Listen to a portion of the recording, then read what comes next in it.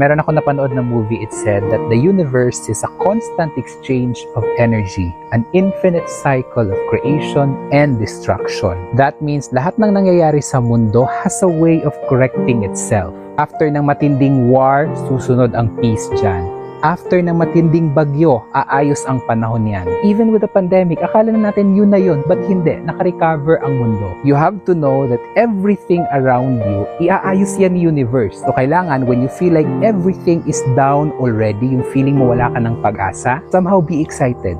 Know that after ng lahat ng nangyayaring bad sa'yo, a good energy will come. When you're at your lowest, expect mo na yung rebound mo magiging mataas to put you on top. So do not lose hope. Be hopeful. Huwag kang mawala ng pag-asa. You have to believe na after ng lahat ng pinagdadaanan mo ngayon, kahit alam mo feeling mo wala ka ng pag-asa, after all of this, you have to believe that something good will happen. Tutulungan at tutulungan ka ng